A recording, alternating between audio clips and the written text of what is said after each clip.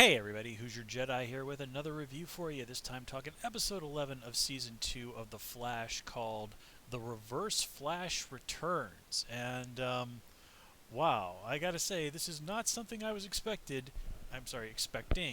So I was really floored when the trailer for this dropped, and this episode does not disappoint.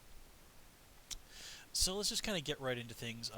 Let's start small and work our way up. Let's start with Patty. Here again is her heading off to Midway City, and her big thing this episode is just like, Barry, I know you're the Flash. Freaking admit it to me. And of course Barry's like, No, I'm not the Flash. Why would you think I'm the Flash? And then she pulls that trick at the end, and basically he's like, Yeah, okay, you got me. I'm the Flash. So at least their relationship ends on a positive note. And it's, of course, going to be pretty easy to bring her back on the show if they choose to do so. So, that's a nice way to wrap up what's going on with her. The stuff with Iris and Wally and their mom, kinda cliche. Sort of like the, no, really, you need to go and say goodbye to this person before they die. And, Wally's position is understandable. It's very hard to watch someone that you care about dying. But, that's it beats the alternative of not having the chance to say goodbye. I mean, my own grandmother, when she passed away, she had a stroke first, and she never came back to consciousness from that. So, I mean, I went to the hospital once to, see her, and, well, I knew I knew that the end was nigh. But there's a difference between being able to saying goodbye to a person's unconscious body and saying goodbye to a person who acknowledges you there, that you can have a conversation with it. It's a pretty different thing. But it also kind of closes that whole thing with her off. I mean, their mother off, and kind of gives them a strong brother sister bonding moment, which is cool. Let's see. So Cisco, we kind of finally get a little bit of a handle on how he's going to be able to, at times of his own choosing, use his powers from now on, and of course the goggles are an integral part of the Vibe costume. So yeah, very cool. And of course, it was awesome to get to see Tom Cavanaugh put on the Reverse Flash suit one more time. And I love that they call it the Braille room because I mean that's what it looks like. It looks like a room that's all in Braille. So yeah, very cool there. Now, why Cisco started to fade from the timeline when things were messed up? Well, that kind of wonders. Like, well, does Cisco have some sort of more personal connection to Eobard than we might have previously thought? I mean, wouldn't it be fascinating if Cisco in some way was actually one of Eobard's ancestors as well? I mean, again, that's just sort of speculation, but you do have to wonder, why would messing up the history of Eobard Thawne come back and bite Cisco in the butt? Um, let's see. Ah, well, nothing really huge to say about Caitlin this episode, but we finally get the answer to the, well, who or where is Jay Garrick's Earth Count One counterpart? And as a fan of the comics, I was like, he's Hunter Zolomon. Oh my god!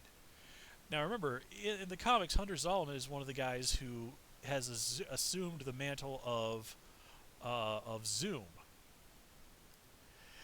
And yeah, I mean, if we don't see the fellow who played Reverse Flash this time around, I can't remember that actor's name. Obviously, we probably won't be seeing Zoom again anytime soon after this season ends. If they wanted to bring somebody new in to put on the Reverse Flash costume, and just that would be funny. He's like the guy in the Reverse Flash costume, but he calls himself Zoom. Whatever. Well, the folks that behind the Flash have made no secret of the fact that they really love Teddy Shears as Jay Garrick. So having him take up the mantle of Hunter Zolomon would really be a perfect way to keep him on the show, even if Jay Garrick goes back to Earth 2 at the end of this season. And if that's what happens, well, then you'd have Jay Garrick versus Hunter Zolomon at some point. And how freaking awesome would that be? You know, you want speedsters fighting their own evil counterparts. I mean, oh god, I love that. I love heroes fighting evil counterparts. I never get tired of it. Um, and I'm not being sarcastic there. I genuinely love stuff like that. You know, in the comics. You know, Spider-Man versus Venom or Carnage, Wolverine versus Sabretooth. Um, you know, Flash versus Reverse Flash. How Green Lantern, Hal Jordan versus Sinestro. I mean, it's all cool stuff in my book. So let's see. What else? What else? What else? Harry, well, him having murdered the turtle, that gets discovered PDQ. And I love how Jay is like, man, this is really fishy. And Harry's like, I didn't do anything.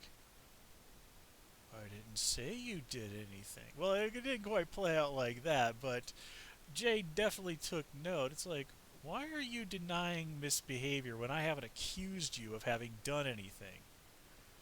So, yeah, there's that. Uh, but of course, I mean, big thing here is, I mean, the reverse Flash is back, and his origin here is spelled out quite clearly, and it is in keeping with the comics. And I love how we get that moment where Barry just goes in there and says, "Why do you hate me?" And Barthor just like lays it out, and it's the most petty bullshit reason you could possibly imagine. But that is totally in keeping with his character, that he is this petty, selfish, egotistical guy who thinks that everything is about him. You know, he thinks he's better than the Flash, but you know, as this episode shows, Barry goes out there and basically beats the guy half to death. I mean, Joe has to kind of like, dude, you can't kill him, rein it in. And yeah, I mean, that's of course because this is Eobard Thawne as he's only just recently become the Reverse Flash. Remember, season 1, Thawne walked all over Barry repeatedly.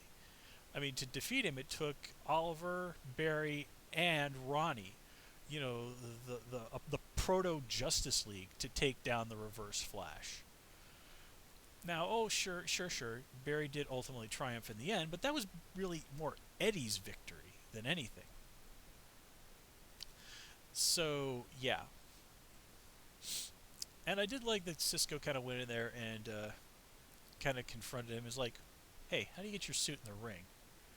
That was the only part that kind of made me really wonder about there, because I was like, Cisco is like, should you really be telling this guy your name? That's the only kind of connection between them, those two, that I can think of how the Reverse Flash and Cisco's timelines might intertwine. Is that, you know, during his bouncing around the history, maybe Reverse Flash has previously interacted with Cisco's past before we saw it on the show. But again, that's just me kind of spitballing. Oh, and I really loved how when Thawne kidnaps Dr. McGee and she's just like, I don't know how to do this. She just goes, learn. Which is exactly what Gorilla Grodd did when he kidnapped Caitlin. He just said, learn. So that was a very nice touch there. And, yeah, I can't really think of too much else to say this episode. Just that it was really sort of very fun to have the Reverse Flashback, see him being that enormous, hateable jerk. I mean, just his reaction to stuff like, "You're dead. Good to know."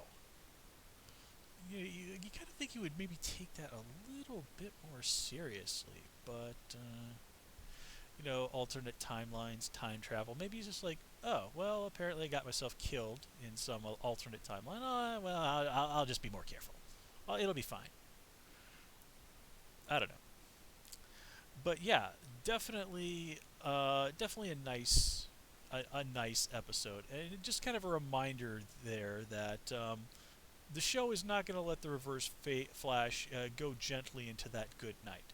They're going to find some reason from time to time to bring him back for him and Barry to have another throwdown because, well, Reverse Flash is, you know, the Flash's arch enemy. So you gotta do that. I mean, you can only tell Batman stories for so long before it's like time for Batman to take on the Joker one more time. Anywho, I'm going to call it here. As always, please comment, rate, and subscribe. And of course, you can follow me on Twitter at Hoosier Jedi, and you can join me on Tumblr at Jedi Reviewer, all one word. Until next time, take care and have a good one.